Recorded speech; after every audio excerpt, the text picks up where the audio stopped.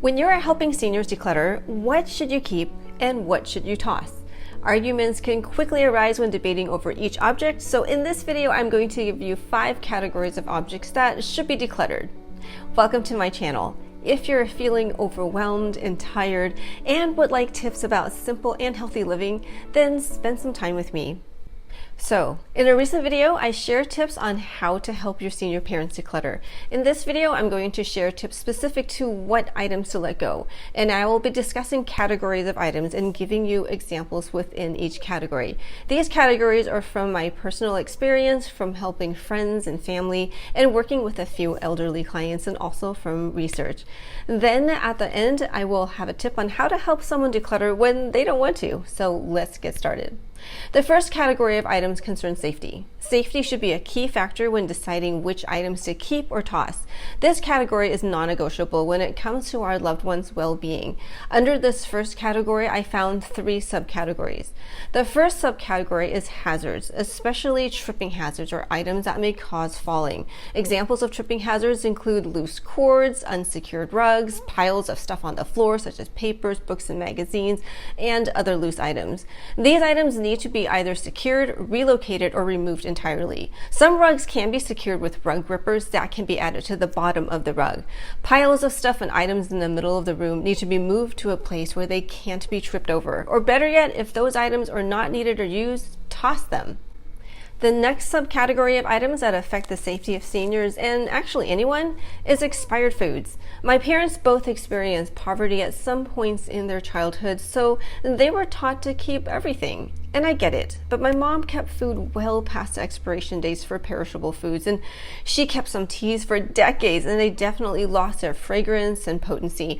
I'm not talking so much about canned foods, which I know can last past their expiration date, but things in the refrigerator and items that have lost their taste or freshness, such as some herbs.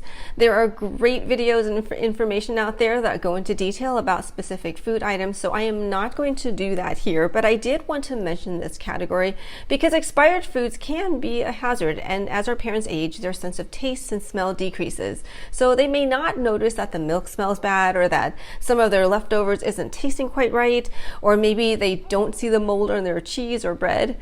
I was fortunate that my parents lived near me, so almost every time I went over, I would check the items in their refrigerator. The third subcategory, which is along the same line as expired foods, is expired medication. These items I tossed with no hesitation, and this category was the least resisted by my parents because they didn't want negative consequences of taking expired medicine. The second broad category are items that are broken and not repairable, or broken and they don't want it to be repaired. When I was helping my parents move out of their house, I can't tell you how many broken items I found, such as burnt out light bulbs, which we just tossed, vacuums that didn't work, torn clothes, cracked cups or dishes, and small appliances that didn't work anymore. The question to ask here is whether the item is repairable, and if not, then toss it. And if the item is repairable, who is going to repair it, or hire someone to repair it? And then give them a deadline, such as if this is not fixed in the next month, it's time to toss it. And also be honest, if this item is repaired, will you use it? My dad replaced one of his watches that stopped working. He then bought a new one to replace it. However, he kept his old watch because he still liked that style and thought it could be repaired, but after keeping it for years, we knew this watch would never be repaired and not worth keeping. What do you think so far? Please share in the comments below what struggles you had when trying to help your parents or loved ones declutter. We can all learn from one another. And hit the like button if this video is helping you so far. Here are the next 3 categories of items to declutter. The third category of items to help seniors declutter are items that are no longer useful or being used. As you help seniors declutter, find out which items they use on a regular basis and organize those items so they are easily visible and accessible to them. Then get rid of items that are no longer used. I did get pushback with my mom with items that she deemed as useful but didn't use for many years, such as some blankets or her 2 irons. The iron falls into the safety category because at her age and mental decline, she shouldn't be ironing anymore. One thing I did when she insisted that we not toss the item was we told her we were taking it to our house. So she was happy we could use it. So now I have 2 irons until I pass one to one of my kids. Or we told her we would be donating the blanket so that others who need it can have it. And that made her happy too, knowing she is helping others. Removing items that are no longer useful serves just not to declutter, but to reduce confusion and stress, especially if our loved ones have dementia. The 4th category of items are ones that are forgotten. Ask your parent or senior, do you remember this item? Is the item important to you? Tell me about it. What is the story behind it? By asking these questions and gauging their responses, you can help them decide whether or not to keep or discard items. One thing that I notice about my mom as her memory is fading is that certain items do trigger a memory of her past, and she can tell stories about where she got it and why it's important to her.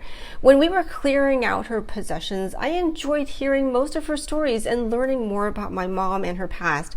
So items that helped her memory I kept, or I kept part of sets. For example, we used to entertain guests with a beautiful china set, and my parents have good memories of those times. However, instead of keeping the whole china set because 1, there was no space, and 2, it's full of lead and will never be used again, I just kept a few pieces.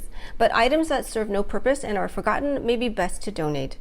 And the 5th category are items that just don't need to be kept. These are miscellaneous items that may still be useful or trigger a memory, but there's no good reason to keep it. When asked, do you want to keep this? There's a hesitation or pause. Maybe there are multiples of that item, or maybe its significance is unknown or faded. For example, there was some decor that my mom remembered, but she didn't seem enthusiastic about it, or the memory wasn't anything special. She'll remember that she got this pillowcase from China, but that's it. And she didn't care whether or not it was kept, so we will donate it. So decluttering with my mom was challenging because we had different opinions as to what to keep or not, but since my parents were moving to a much smaller place, she learned in time that she couldn't keep everything she wanted. So how do you help your parent or loved one declutter when they don't want to? First, if there is resistance to decluttering items that are a hazard, gently explain that their safety is top priority. Then with the remaining items, have them talk it through by asking, do you use this item? Do you remember this item? Why is this item important to you?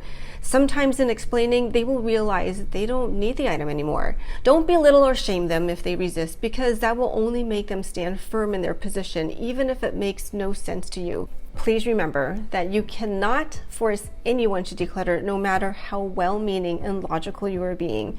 When I was trying to help my mom, sometimes it wasn't worth arguing over an object, so unless my parents' safety was at stake, I just packed it to their new place.